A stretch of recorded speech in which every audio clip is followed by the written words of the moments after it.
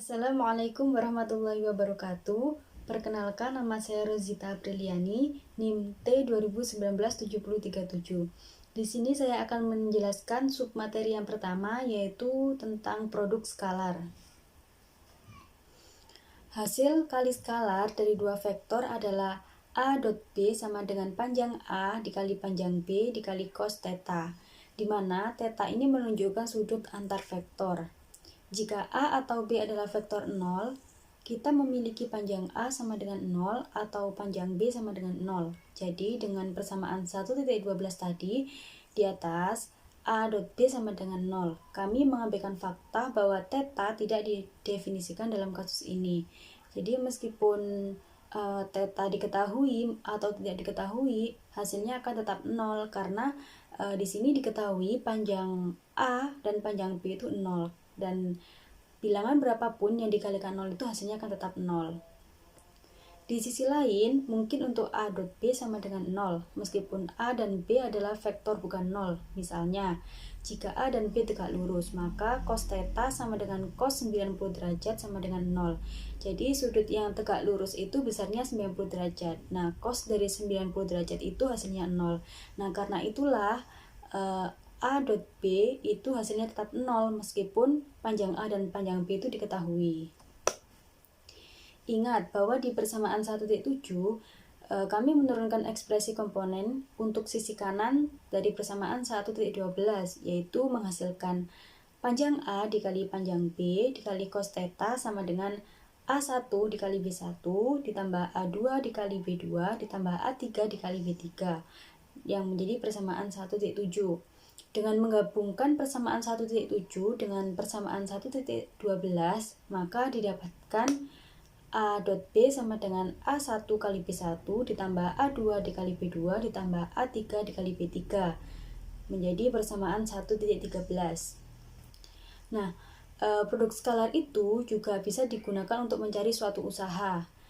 Jika F adalah gaya konstan yang bekerja melalui perpindahan D, usaha yang dilakukan oleh F didefinisikan sebagai produk dari besarnya perpindahan dengan komponen gaya dalam arah perpindahan, yang dapat dinyatakan dalam notasi vektor, yaitu work sama dengan F dot D. Work ini adalah suatu usaha, F ini suatu gaya, dan D adalah suatu perpindahan.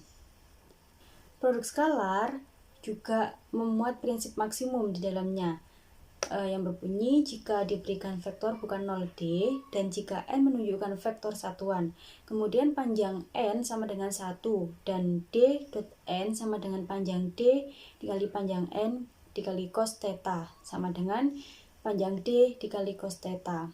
Nah, di sini kan sudah diketahui panjang N itu adalah 1, maka dimasukkan ke rumus D dot N sama dengan panjang D dikali panjang N cos theta. Nah, panjang N-nya diganti 1, maka menghasilkan persamaan panjang D cos theta. Nah, persamaan itu akan menjadi maksimum ketika cos theta-nya itu sama dengan 1, yaitu ketika sudutnya theta-nya itu sama dengan 0. Jadi dapat disimpulkan bahwa vektor satuan N membuat D dot N itu maksimum adalah ketika vektor satuan itu yang menunjuk searah dengan D.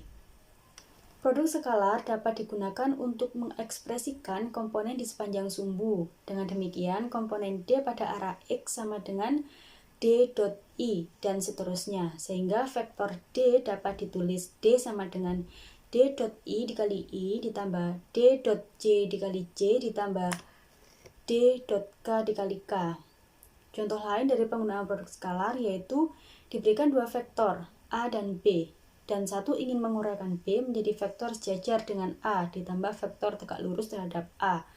Dan ekspresi untuk vektor tersebut adalah B sejajar dan B tegak lurus. Bisa dilihat di PowerPoint ini.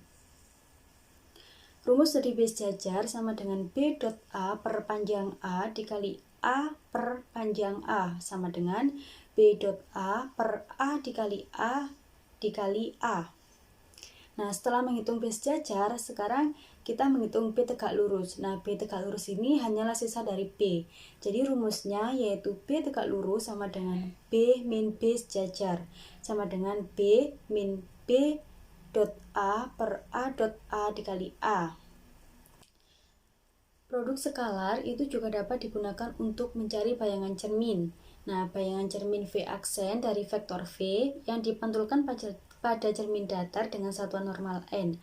Garis putus-putus menggambarkan fakta bahwa V dan V aksen memiliki komponen yang sama tegak lurus dengan N, tetapi komponen sejajar berlawanan. Untuk gambarnya bisa dilihat di PowerPoint ini yang sudah tertera. Nah, untuk mendapatkan V aksen dari V, kita harus mengurangi komponen sejajar ini 2 kali, sehingga didapatkan persamaan V aksen sama dengan V min V sejajar, sama dengan V min 2 dikali V dot N dikali N. Cukup sekian materi yang bisa saya sampaikan. Untuk materi yang selanjutnya akan dilanjutkan oleh rekan saya. Assalamualaikum warahmatullahi wabarakatuh. Nama saya Sri Bulandari, NIM T 2019-7033. Di sini saya akan menjelaskan tentang persamaan bidang. Kita ingat kembali bahwa di sek 1.8 kita menentukan garis lurus dengan memberikan titik pada garis dan vektor sejajar dengan garis. Dengan analogi, kemudian kita dapat menentukan sebuah bidang dengan memberikan sebuah titik X0, Y0, Z0 pada bidang tersebut. Dua vektor A dan B sejajar dengan bidang tersebut, tetapi A dan B tidak boleh sejajar satu sama lain. Nah, untuk kunci deskripsi non-parametrik itu adalah pengamatan.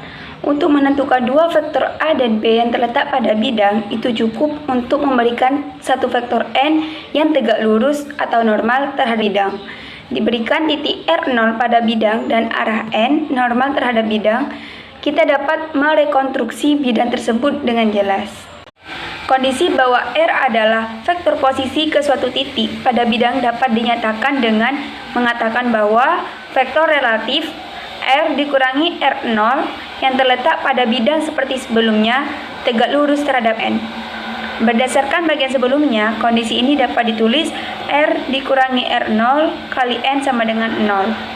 Begitu juga sebaliknya, jika R dikurangi R0 kali N dipenuhi, maka R dikurangi R0 tegak lurus terhadap N dapat memastikan bahwa R adalah vektor posisi suatu titik pada bidang.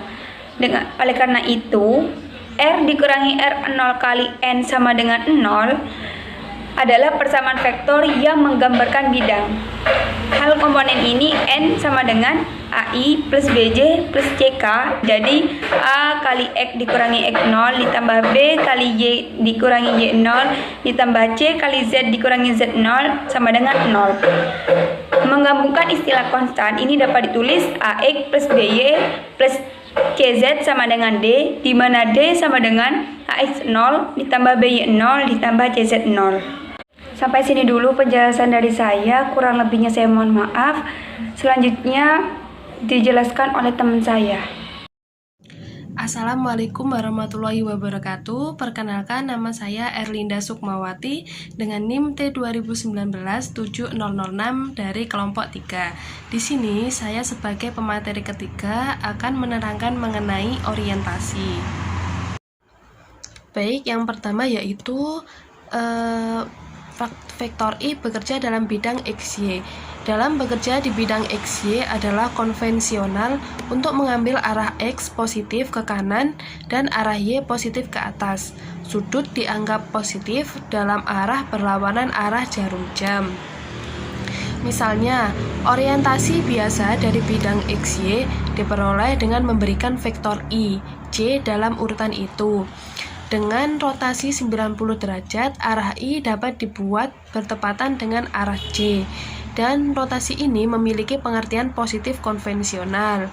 Lalu, diperoleh orientasi yang sama dengan memberikan vektor I plus J dan J dalam urutan itu. Nah, pada gambar 1.22 ini, orientasi biasa dari bidang XY, yaitu dengan diperoleh dengan memberikan vektor I, J dalam urutan itu. Nah, ada panah di bawah itu. Nah, itu I dirotasikan 90 derajat. Arah I dapat dibuat bertepatan dengan arah J. Nah, rotasi ini memiliki pengertian positif. Yang selanjutnya adalah bekerja dengan bidang di ruang angkasa. Saat bekerja di ruang angkasa, tidak ada konvensi yang diterima secara umum untuk menentukan pengertian positif untuk sudut. Pilihannya cukup sewenang-wenang, mengingat kita dapat secara sewenang-wenang memutuskan ke arah mana kita akan menganggap sudut sebagai positif. Pesawat kemudian dikatakan berorientasi. Selanjutnya yaitu pada gambar 1.23, kedua metode orientasi bidang diilustrasikan untuk bidang yang tegak lurus terhadap sumbu Y. Di sebelah kiri, bidang diorientasikan dengan menetapkan dua vektor pada bidang A dan B dalam urutan itu. Di sebelah kanan, orientasi yang sama dicapai dengan menentukan vektor C yang memanjang dari suatu titik pada bidang. Sekarang, biarkan A, B, dan C menjadi vektor bukan 0. Tidak semuanya sejajar dengan bidang yang sama, diwakili oleh panah dengan titik awal di titik asal pada gambar 1.24. Vektor A dan B menentukan bidang yang melalui titik asal. Jika orientasi bidang ini seperti yang ditentukan oleh A, B dalam urutan itu identik dengan orientasinya seperti yang ditentukan oleh C, kita katakan bahwa A, B, dan C dalam urutan itu membentuk sistem tangan kanan. Nah, kita kembali pada gambar 1.23. Nah, apabila vektor A dan B yaitu dalam urutan itu identik dengan orientasinya seperti yang ditentukan oleh C, maka A, B, dan C itu dalam urutan itu membentuk sistem tangan kanan. Nah, A ke B melalui sudut kurang dari 180 derajat akan memajukan sekrup tangan kanan dalam arah umum C. Vektor A, B, dan C pada gambar 1.24 membentuk sistem tangan kanan, seperti halnya vektor I, J, dan K. Sekian pemaparan materi dari kelompok kami, kurang lebihnya mohon maaf. Wassalamualaikum warahmatullahi wabarakatuh.